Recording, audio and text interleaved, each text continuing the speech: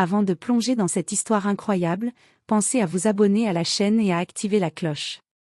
Ici, chaque récit a quelque chose à dire, et vous ne voudrez pas en manquer un seul. À Manhattan, dans un appartement somptueux qui dominait Central Park, Richard Caldwell, un milliardaire de 62 ans, observait la ville à travers ses immenses baies vitrées. Le soleil du matin éclairait son visage émacié, marqué par des années de stress, de solitude et de décisions difficiles. Son empire immobilier lui avait apporté une fortune colossale, mais pas le bonheur. Ses yeux fatigués trahissaient une vérité que l'argent ne pouvait combler, le regret d'une relation brisée avec sa fille. Emily, sa fille unique, s'était éloignée de lui il y a 5 ans après une dispute violente sur l'héritage familial et les choix de vie. Depuis, Richard vivait seul, entouré de domestiques et d'infirmières, mais d'un vide qui ne pouvait être comblé par aucune richesse. Chaque soir, il s'endormait en se demandant s'il reverrait un jour la chaleur d'un sourire familial sincère. Sa santé déclinante rendait les choses encore plus pressantes. Les médecins lui avaient donné des prévisions peu optimistes, il savait qu'il ne lui restait peut-être plus beaucoup de temps. Mais au lieu de s'apitoyer sur son sort, une idée étrange germa dans son esprit: s'il ne pouvait pas voir Emily, il pourrait, au moins pour un jour, recréer ce lien par un moyen détourné. Richard appela Sophia Bennett, son infirmière depuis 3 ans. Sophia était douce, attentionnée, et surtout attentive aux humeurs changeantes du milliardaire. Elle connaissait chaque rituel de ses journées, chaque petite manie, mais elle ne savait pas qu'elle allait bientôt jouer le rôle le plus important de sa vie. « Sophia, » dit Richard avec une voix rauque mais déterminée, « j'ai une demande, inhabituelle. » Sophia pencha la tête, intriguée. « Je vous écoute, monsieur Caldwell. » « Je veux que, pour une journée, tu te fasses passer pour Emily, ma fille. Je veux ressentir ce que j'ai perdu. Je veux rire avec elle, me disputer un peu, et surtout, savoir que j'ai encore un lien familial avant qu'il ne soit trop tard. » Sophia sentit son cœur se serrer. L'idée était étrange, presque irréelle, mais elle comprit instantanément l'ampleur émotionnelle de cette demande. C'était plus qu'un jeu ou un simple rôle, c'était la dernière chance de Richard de ressentir la chaleur de la famille avant de quitter ce monde. Elle accepta, silencieusement décidée à faire tout ce qui était en son pouvoir pour apporter un peu de lumière dans les derniers jours du milliardaire. Et ainsi, une journée hors du temps, étrange et émotive, allait commencer, une journée où l'amour, le regret et la tendresse se mêleraient dans un mélange bouleversant.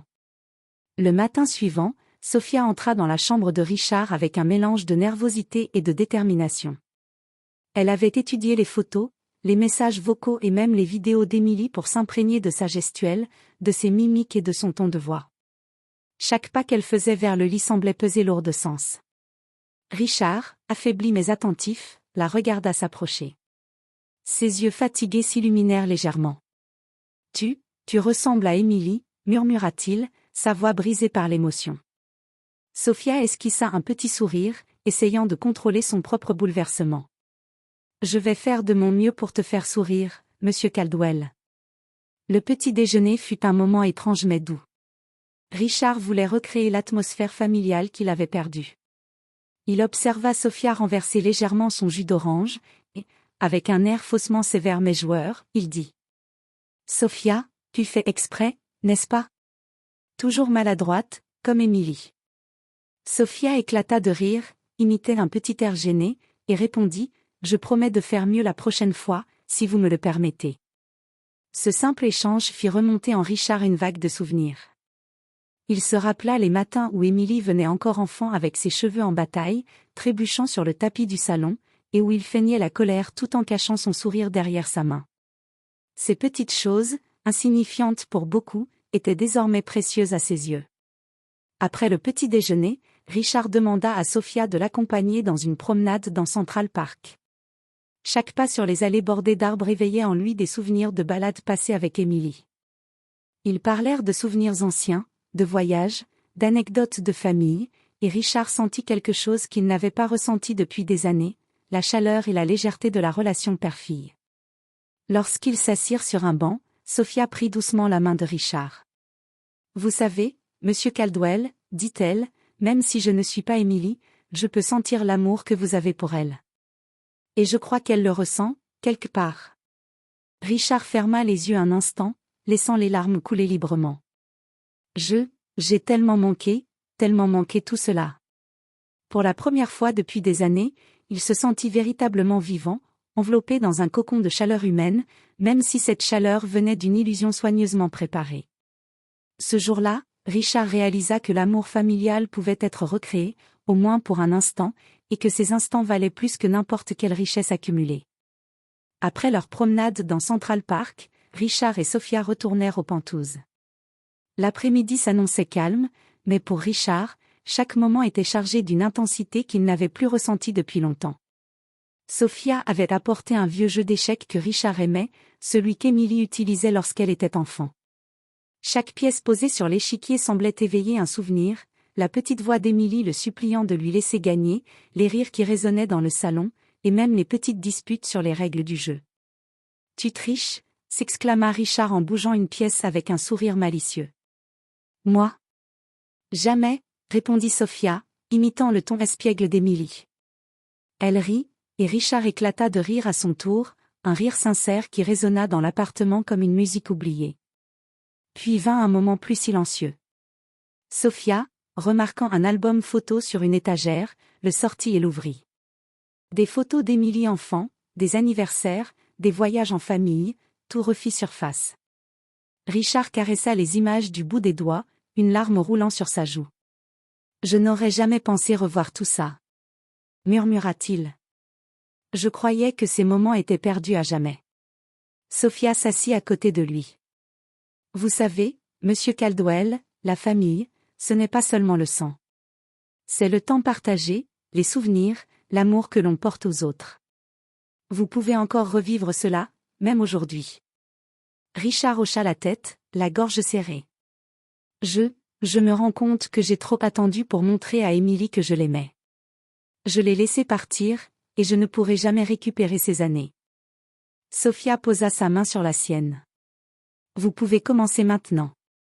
Même une seule journée peut faire une différence, surtout pour vous, et pour elle. Les heures suivantes furent consacrées à recréer de petites scènes du passé, ils chantèrent une chanson qu'Emily aimait, Sophia imita maladroitement certaines expressions enfantines, et Richard la taquina avec douceur, exactement comme il le faisait avec sa fille. Chaque rire, chaque sourire effaçait un peu de la douleur et remplissait le cœur de Richard d'une chaleur qu'il croyait perdue. Le soir venu, alors que le soleil se couchait derrière les gratte-ciel, Richard se sentit étrangement serein. Pour la première fois depuis des années, il comprit que l'amour et la tendresse pouvaient renaître, même d'une manière inattendue. Sophia n'était pas Emily, mais elle lui avait permis de revivre ce lien familial précieux et oublié. Et ce jour-là, Richard fit une promesse silencieuse à lui-même, il ne laisserait plus passer de temps sans réparer ce qui pouvait l'être, même si la réconciliation devait attendre Emily elle-même. La nuit tombait sur Manhattan, et le Penthouse baignait dans une lumière douce et dorée.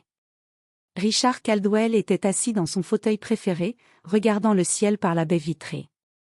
Sophia, assise à ses côtés, gardait le silence, attentive à chaque souffle, chaque mouvement, consciente que la journée touchait à son point culminant émotionnel. « Sophia » commença Richard d'une voix tremblante, « je n'ai jamais pensé que j'aurais autant de regrets. » Sophia tourna son visage vers lui, les yeux remplis d'empathie. « Parlez-moi, Monsieur Caldwell. Vous avez le droit de tout dire. » Richard baissa la tête. « J'ai passé des années à construire un empire, à accumuler de l'argent, des biens, du pouvoir. Mais à quoi bon tout cela si je n'avais pas Emily à mes côtés ? » Ses mains tremblaient légèrement. « Je l'ai poussée à partir, et maintenant, je me rends compte que je ne peux pas rattraper ces années perdues. » Sophia posa doucement sa main sur la sienne. « Vous avez encore du temps, même si ce n'est qu'une journée, vous lui montrez maintenant combien elle compte pour vous. » Richard ferma les yeux, laissant couler ses larmes. Les souvenirs d'Emily revenaient avec force, ses éclats de rire, les chamailleries autour du dîner, ses lettres d'enfant, et même les silences qu'ils partageaient, remplis de complicité. Tout cela avait disparu pendant trop longtemps. Sophia, aujourd'hui, tu as été plus qu'une infirmière. Tu as été Emily, juste pour un jour. Et ça m'a suffi pour sentir ce que j'ai perdu. Mais je veux qu'elle sache. Sa voix se brisa. Je veux qu'elle sache que je l'aime et que je regrette tout ce temps perdu. Sophia, émue, comprit qu'il fallait agir. Alors faites-le. Écrivez-lui, parlez-lui, montrez-lui que vous êtes là, et que vous l'aimez. Le reste suivra. Richard hocha la tête et se leva lentement. Il se dirigea vers son bureau, sortit du tiroir un carnet et un stylo, et commença à écrire une lettre pour Émilie. Chaque mot était chargé d'émotions, des excuses, des souvenirs partagés, et surtout, l'amour d'un père qui voulait se racheter. Sophia le regarda avec admiration et tendresse. Elle avait été témoin de quelque chose de rare, la transformation d'un homme qui, malgré sa fortune et sa puissance, ne possédait rien de plus précieux que le lien avec sa fille. Alors que la nuit enveloppait la ville, Richard relut sa lettre, sentant pour la première fois depuis des années une paix intérieure. Même si le pardon d'Émilie ne venait pas immédiatement, il savait qu'il avait fait tout ce qui était en son pouvoir pour réparer son cœur et leur relation. Cette journée avait été plus qu'une illusion, elle avait été un pont entre le passé et l'avenir, entre le regret et l'espoir. Et Richard comprit que parfois, il suffit d'un geste, d'un rôle joué avec sincérité, pour rétablir l'amour perdu. Le lendemain matin, Richard Caldwell se leva avec un mélange d'appréhension et d'espoir. La lettre destinée à Émilie reposait sur son bureau, soigneusement pliée dans une enveloppe élégante. Chaque mot qu'il avait écrit reflétait son cœur, des excuses sincères, des souvenirs d'enfance, et surtout, l'amour inconditionnel d'un père qui voulait réparer ses erreurs. Sophia entra dans la chambre, un sourire doux aux lèvres. « Vous êtes prêt à lui envoyer ?» demanda-t-elle doucement. Richard prit une profonde inspiration. « Oui, je dois lui montrer que j'ai changé, et que je l'aime toujours. » Quelques heures plus tard, la lettre partit par messager. Les jours suivants furent une épreuve d'attente pour Richard, chaque tic-tac de l'horloge résonnant dans son esprit comme un rappel cruel du temps perdu. Mais Sophia resta à ses côtés, apportant chaleur, réconfort et humanité, remplissant le vide que l'absence d'Émilie avait laissé. Puis, un matin, le téléphone sonna. Richard décrocha d'une main tremblante. « Papa ?» La voix à l'autre bout tremblait, mais était reconnaissable entre mille. C'était Émilie. « J'ai reçu votre lettre, et, je veux vous revoir. » Richard sentit ses genoux fléchir, une vague de soulagement et de bonheur l'envahissant. « Émilie, tu ne peux pas imaginer combien j'ai attendu ce moment. Je suis tellement désolée, mais je t'aime plus que tout. » Quelques jours plus tard, Émilie arriva à l'appartement. Le moment de la rencontre fut silencieux au début, mais chargé de mille émotions. Richard s'agenouilla presque instinctivement pour accueillir sa fille, et Émilie fondit dans ses bras, les larmes aux yeux. Sophia observa la scène en souriant, le cœur rempli de satisfaction. Elle avait joué un rôle unique, un rôle qui avait permis de reconstruire un pont entre un père et sa fille. Pour Richard, ce jour n'avait pas seulement été une illusion, c'était le point de départ d'une seconde chance, d'un amour retrouvé et d'une famille réconciliée. Plus tard, alors que le soleil se couchait sur Manhattan, Richard et Émilie s'assirent ensemble dans le salon, parlant, riant, et partageant enfin ces moments qu'ils avaient tant manqués. La douleur des années perdues ne disparaîtrait jamais complètement, mais l'espoir, l'amour et le pardon avaient trouvé leur place. Et dans ce Penthouse luxueux, entouré de fortune et de souvenirs, Richard Caldwell comprit que la véritable richesse n'était pas dans l'argent ou le pouvoir, mais dans le lien indestructible entre un père et sa fille, retrouvé grâce à un geste de cœur, une journée de tendresse, et une infirmière devenue fille pour un jour.